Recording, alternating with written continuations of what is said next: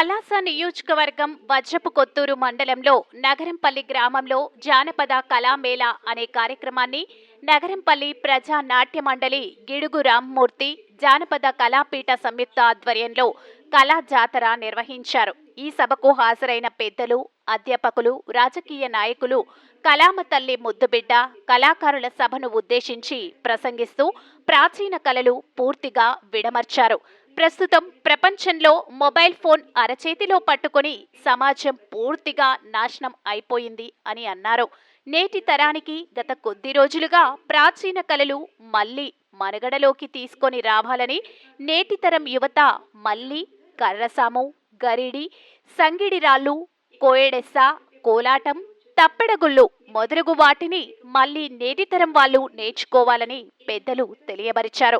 ఈరోజు ఈ కార్యక్రమం నగరంపల్లిలో జరగడం ఎంతో గర్వకారణంగా ఉందని అన్నారు. ఈ గ్రామం కళలకు పుట్టినిల్లు లాంటిదని, ఈ గ్రామానికి పెద్ద చరిత్రే ఉంది అని అన్నారు. ఈ కార్యక్రమంలో వివిధ సంఘాల నాయకులు, కళా పోషకులు, నటీనటులు, ఏకపాత్రాభినయులు, గ్రామ పెద్దలు, యువత పెద్ద ఎత్తున పాల్గొన్నారు. ది వోకల్ కార్డ్స్ తో చేసేది ముందుగా ఒక చిన్న, మీ అందరూ చాలా మంది పడుకున్నారు, వాళ్ళందరినీ నిద్ర లేపుతాను ఒక అద్భుతమైన సౌండ్ చేసి ఏ విధంగా వస్తుందో మీరే చూడండి. సో డాకు మహారాజ్ చూశారు కదా, అందులో గుర్రాల మీద బాలకృష్ణ వెళ్తుంటాడు, ఆ సౌండ్ ఏ విధంగా వస్తుంది, పైన హెలికాప్టర్ వెళ్తే ఏ విధంగా సౌండ్ వస్తుందో కేవలం నోటి ద్వారా చేసి చూపిస్తాను మీకు. ముందుగా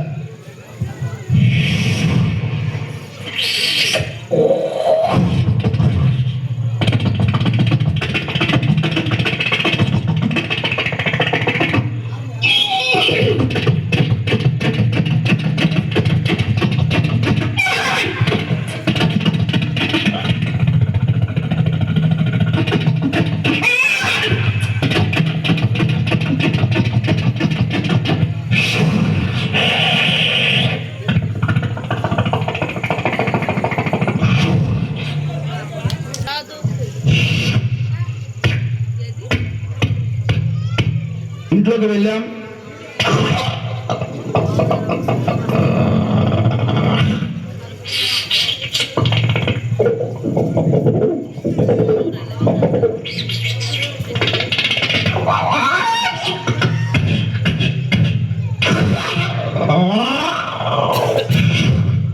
విధంగా అద్భుతమైన వాయిస్ చేయొచ్చు.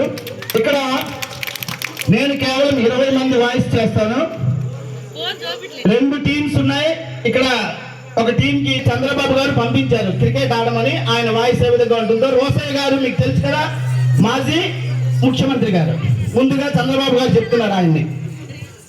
అందరికీ నమస్కారాలు.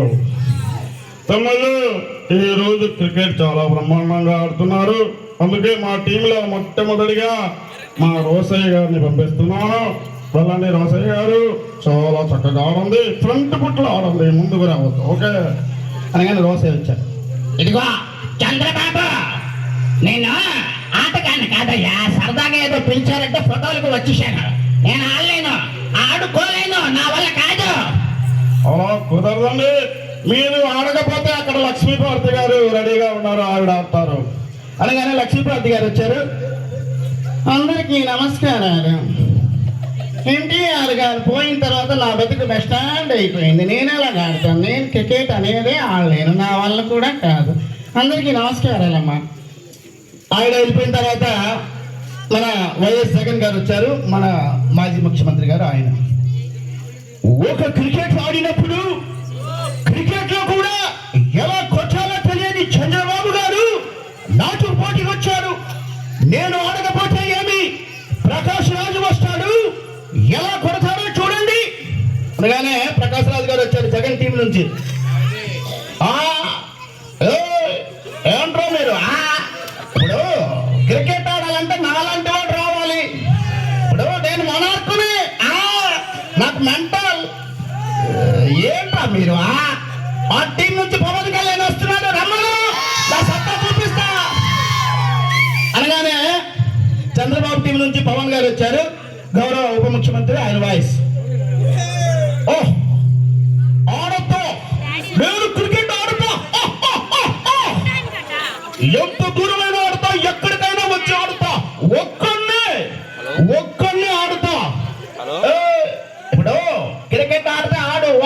ఆడతావో 10 మంది ఆడతావో నాకేంటి, నేను బౌలింగ్ వేస్తాను, వాడు ఆడుతూ చూస్తావో, నాలో ఉన్న పవర్ చూస్తావో. అలాగానే వైఎస్ జగన్ గారు నాగార్జున గారిని పంపించారు. స్టైల్గా వచ్చారు నాగార్జున గారు.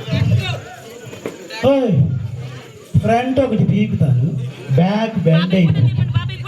నేను క్రికెట్ ఆడానంటే డిష్యుమని బాల్ కొడతాను, ఎక్కడ పడుతుందో నాకే తెలియదు. నువ్వు నందమూరి బాలకృష్ణకు పంపించు, చూస్తాను నా బౌలింగ్ ఏంటో. అనగానే వచ్చారండి మన నందమూరి బాలకృష్ణ గారు. ఎవరు? డాకు మహారాజ్ గారు.